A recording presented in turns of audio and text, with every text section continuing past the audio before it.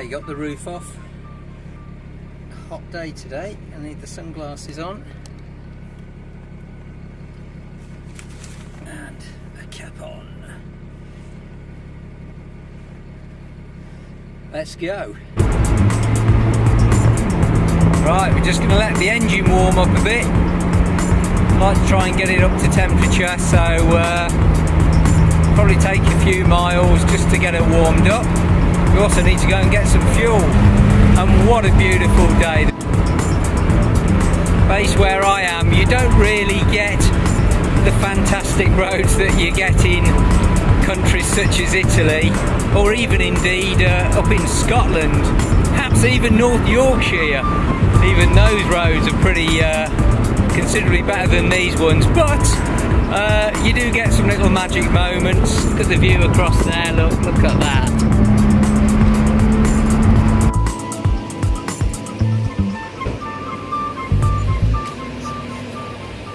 Just fueled her up.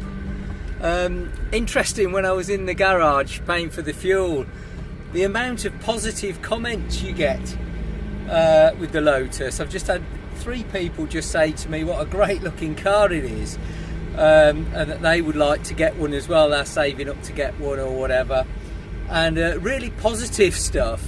I think if it was a Ferrari or a Lamborghini, I don't think I'd get the same kind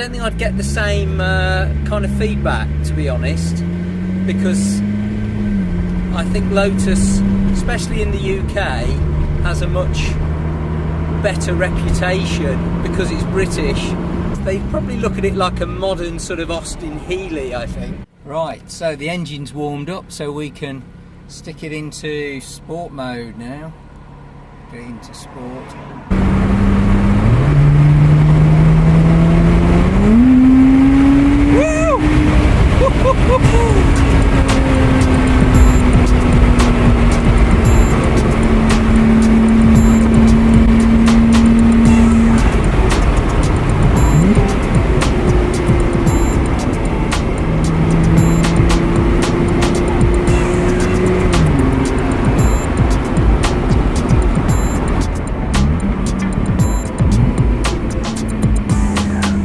Those blips you're hearing on the downshifts, by the way, it's doing those itself. It's because it's in sport mode, and it automatically blips on the downshifts.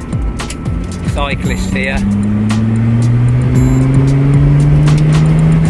What's this? Here we go. Woo! Whoa! I can't think of another car in this price bracket that goes and sounds like this car does.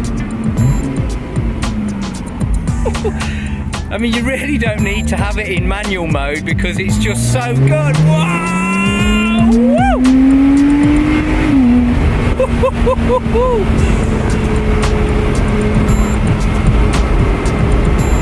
Yeah, you don't need to have it in manual mode. I've still got it in sport mode on automatic, and listen,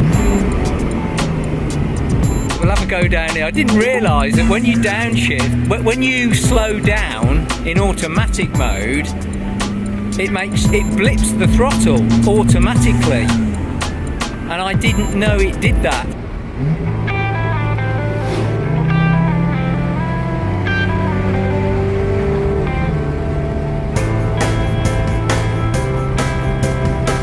What a day, and what a road. And what a great thing it is to be able to get the roof off this car, even though I shouldn't really. But yeah, I don't know why people, dealers seem to not like the Roadster version. That's the one without the spoiler on the back. They don't seem to favour that car when it comes to trade-ins, and I don't know why that is. Maybe it's because it's a softer version, it's got carpets on it and stuff like that. I drove one the other day and it's fantastic. But the reason I mention the Roadster is because it's such a good car to drive, and it's meant to have the roof taken off. So perhaps that's the car I should have got, really, because I keep taking the roof off in the summer and I really shouldn't. Just started noticing a few niggles you get with this car now. Me being a bit too fussy with my cars. Here you start to get, just here where the dash is, the scuff marks appearing where someone, it definitely isn't me, but where they catch their feet trying to get out of the car. Really frustrating, and it always happens on these kind of cars because people struggle to get in and out and they pull their knees in and catch their feet on the side of the dash. And if you look, you get it on both sides. Look, someone scuffed it there as well. Yeah, but anyway, let's get on and have a bit more fun. Look at that, what a beautiful day here in the UK. When I think about it, since I bought this car, I've had it almost a year now, and since I bought it, I don't even think I've done 1,000 miles in it, and it spends most of its life, I'd say about 90% of its life, in the garage. And that's a crying shame, really. I was just thinking as I was driving along that if this car were a dog, the amount of time it spends locked up in a garage, I'd probably be arrested by the RSPCA.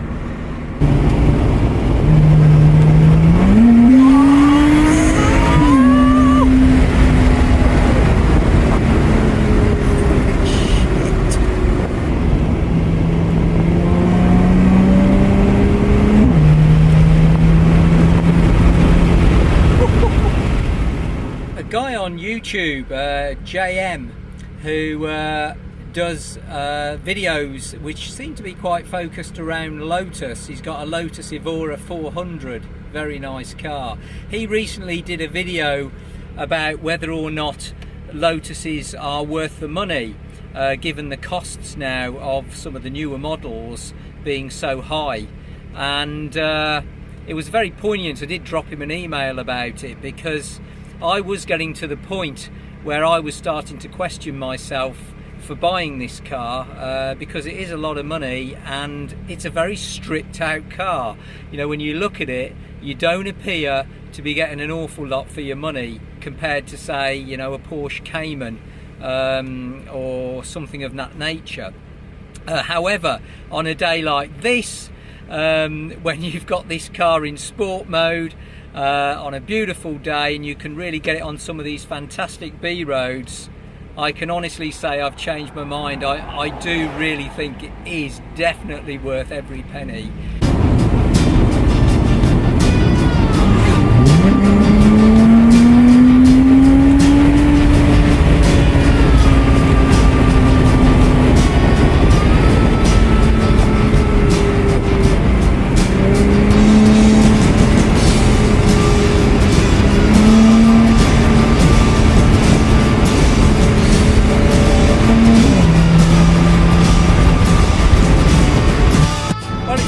Morning, and it's time to go home.